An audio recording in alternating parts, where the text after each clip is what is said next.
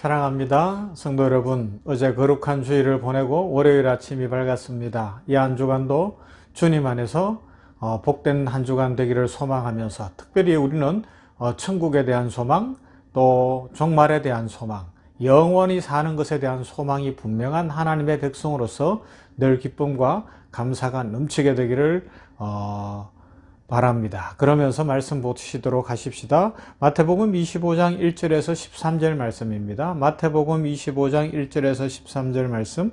그때 천국은 마치 등을 들고 신랑을 맞으러 나간 열 처녀와 같다 하리니 그 중에 다섯은 미련하고 다섯은 슬기 있는 자라. 미련한 자들은 등을 가지되 기름을 가지지 아니하고 슬기 있는 자들은 그릇에 기름을 담아 등과 함께 가져갔더니 신랑이 드디어 오므로 다 졸며 잘세. 밤중에 소리가 나되 보라 신랑이로다 맞으러 나오라 하매 이에 그 처녀들이 다 일어나 등을 준비할세.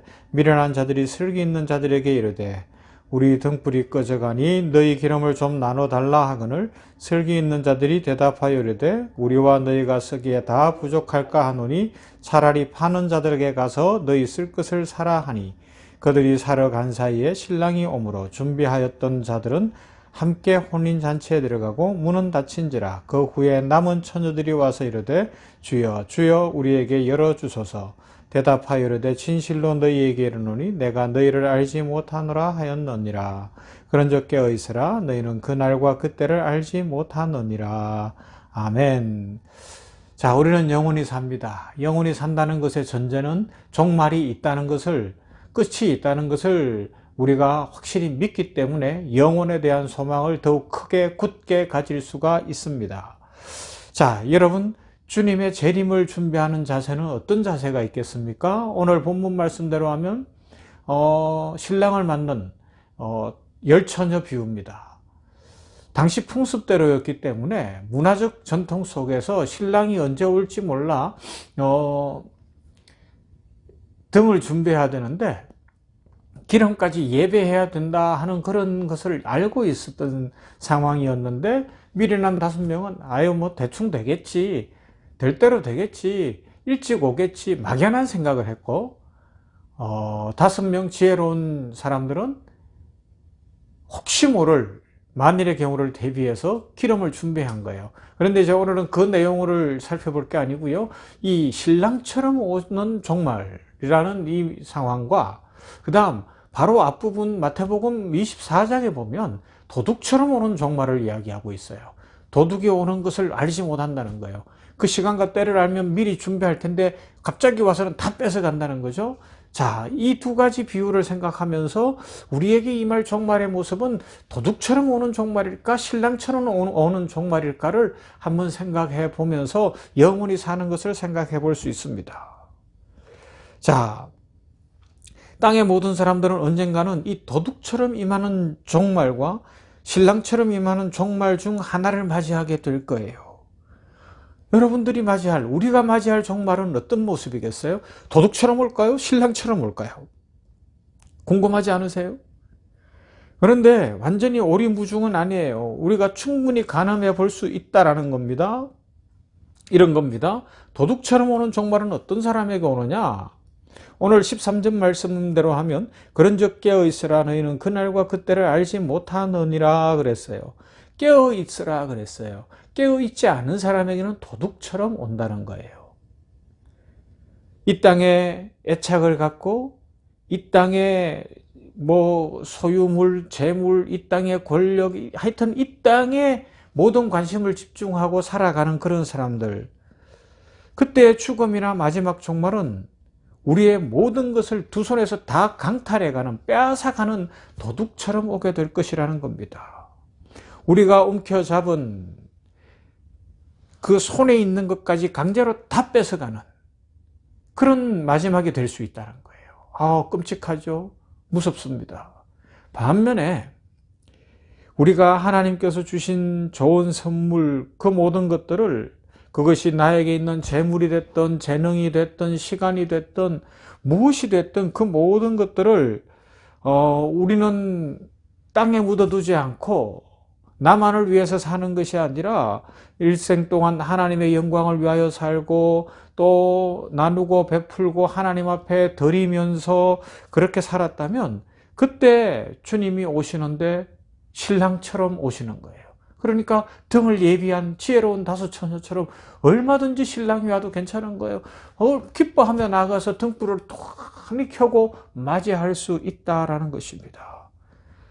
그런 상황 속에 늘 깨어있는 사람들, 믿음으로 살면서 내 생명도 내 것이 아니요 시간도 내 것이 아니며 내가 가진 그 어떤 것도 내 것이 아니라 다 하나님의 것입니다. 나는 주의 은혜로 삽니다. 주님과 동행하는 삶으로 삽니다. 라는 고백 속에 살아가는 사람들에게는 신랑이 몇 시에 오든지 상관이 없다는 겁니다. 기름이 준비되어 있기 때문에 그런 종말이 오든 이 땅에서 우리 육신의 죽음이 오든 우리는 기뻐하며 나아갈 것인데, 그때 두 손을 다 펴는데 이 편 손을 우리 주님이 딱 잡아주시는 거예요. 할렐루야.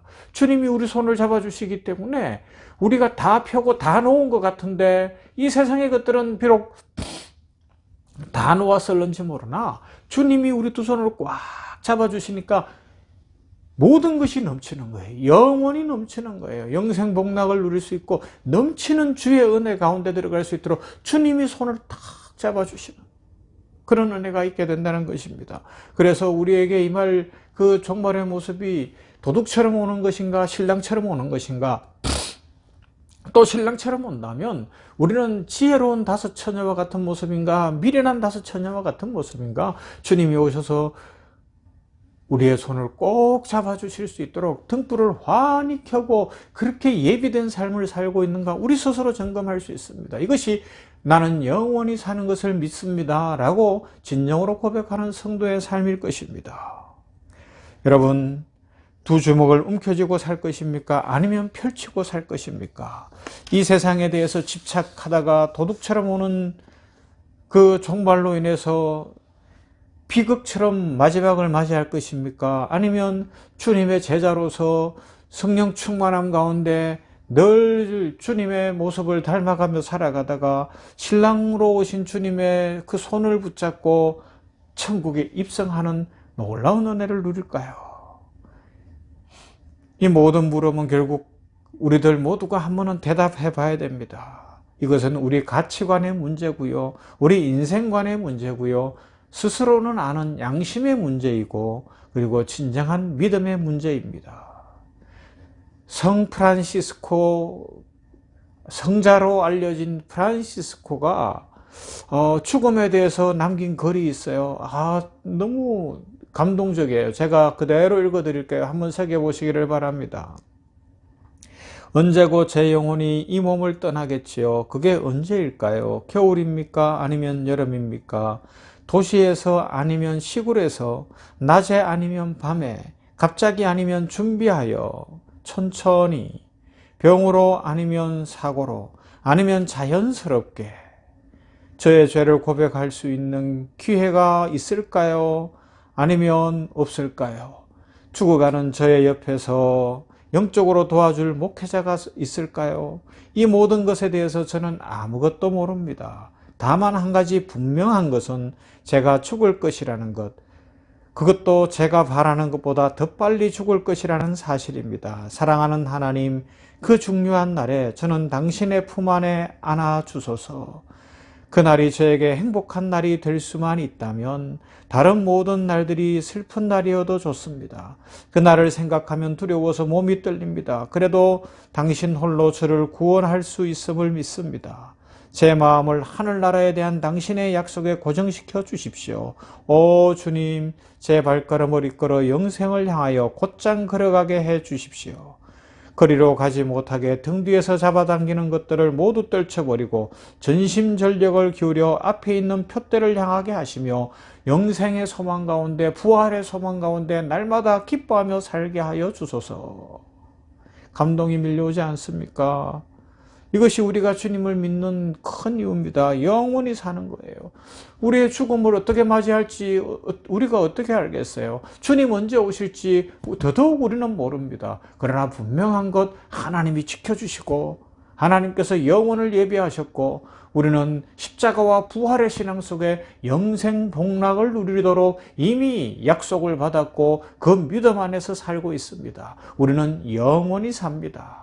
이 믿음이 있는 사람들 오늘도 세상을 부러워하지도 않고 두려워하지도 않을 거예요. 세상을 이기게 될 겁니다.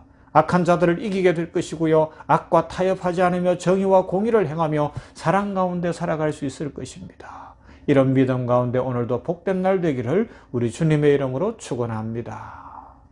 하나님 감사합니다. 이 아침에 맹천골의 아침 말씀 묵상을 하며 영원히 사는 것을 믿사옵나이다 라는 고백을 우리가 살펴보면서 영생이 무엇인가 라는 그 질문 속에 종말에 대해서 생각합니다. 도둑처럼 오는 종말일까? 신랑처럼 오는 종말일까? 확실히 믿기는 우리는 이미 주 예수 그리스도를 믿었으니 슬기로운 다섯 처녀들처럼 기름을 예비하여 신랑으로 오시는 예수님을 맞이하고 이 땅의 것을 다 두 손에서 놓았을 때 신랑 되신 예수님의 손을 탁 붙잡음으로 말미암아 모든 것이 넘치고 행복하고 감격스럽고 최후 승리 얻는 은혜를 누리게 될 것을 확실히 믿습니다. 영원히 사는 것을 믿습니다. 승프란시스코의 고백처럼 언제 어떻게 주님 오실지 아니면 언제 어떻게 우리가 우리의 죽음을 맞이할런지 아무도 모르나 분명한 것 우리는 예수님을 믿으며 하나님께서 예수님 안에서 우리를 이미 구원하셨고 영생을 예비하셨기에 영원히 사는 것을 믿습니다. 이 믿음으로 오늘도 믿음으로 살고 오늘도 주님 바라보고 살고 오늘도 하늘 바라보고 살겠습니다. 능력이 넘치게 하여 주시옵시고 성령 충만케 하여 주시어서 세상을 부러워하지도 아니하고 세상을 두려워하지도 아니하고 죄악을 가까이 하지 아니하며 정의와 공의를 행하며 사랑을 실천하며 믿음의 삶을 잘 살아내게 하여 주시옵소서. 오늘도 이 아침에 간절히 이 냉천골의 아침 말씀 묵상하며 개인적으로 여러 문제들을 가지고 기도하는 성도들마다 속히 응답 주시기를 원합니다. 하늘문 활짝 여시고 응답하여 주시어서 그 소원이 이루어지게 하시되 주의 은혜 가운데 풍성케 하시사 하나님 앞에 감사하며 찬송하며 기뻐하게 하여 주시옵소서. 예수님 이름으로 기도하옵나이다. 아멘. 찬송합시다. 오늘은 277장 예수 앞에 나오면 찬송합니다.